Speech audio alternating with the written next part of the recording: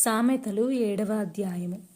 నా కుమారుడా, నా మాటలను మనస్సున నుంచుకొనుము, నా ఆజ్ఞలను నీ యొద్ద దాచిపెట్టుకొనుము.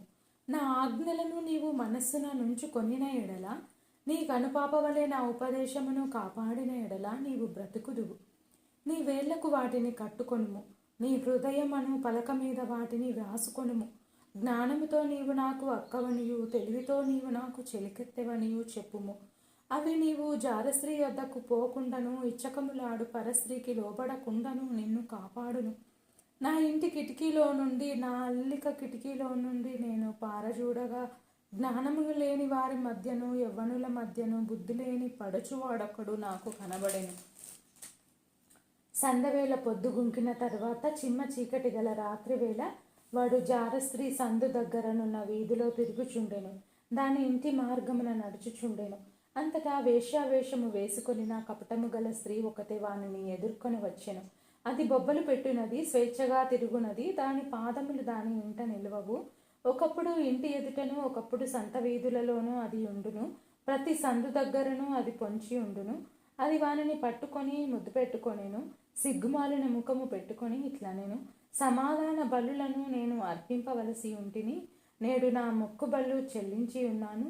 కాబట్టి నేను నిన్ను కలుసుకొనవలెనని రాగా, నిన్ను ఎదుర్కొనవలెనని బయలుదేరగా నీవే కనబడితివి. నా మంచము మీద రత్న కంబళ్లను, ఐగుప్తు నుండి వచ్చు విచిత్రపు పనిగల నార దుప్పట్లను నేను పరిచి ఉన్నాను. నా పరుపుల మీద బోలము, అగరు, కారపు చెక్క చల్లి ఉన్నాను. ఉదయము వరకు వలుపుదీరా తృప్తి పొందుదము రమ్ము. పరస్పర మోహము చేత చాలా సంతుష్టి నొందుదము రమ్ము. పురుషుడు ఇంట లేడు, దూర ప్రయాణము వెళ్ళి ఉన్నాడు. అతడు సొమ్ము సంచి చేత పట్టుకొని పోయిను. పున్నమి నాటి వరకు ఇంటికి తిరిగి రాడు అనెను. అది తన అధికమైన లాలన మాటల చేత వానిని లోపరుచుకొనెను. తాను పలికిన ఇచ్చకపు మాటల చేత వాని నీడ్చుకొని పోయెను. వెంటనే పశువు వదకు పోవునట్లును, పరులచే జిక్కినవాడు సంఖ్యలలోనికి పోవునట్లును, తనకు ప్రాణ హానికరమైనదని ఎరుగక ఉరియద్దకు పక్షి త్వరపడునట్లును, వాని గుండెను అంబులు చీల్చు వరకు వాడి దాని వెంట పోయెను. నా కుమారులారా, చెవియొగ్గుడి, నా నోటి మాటల నాలకింపుడి.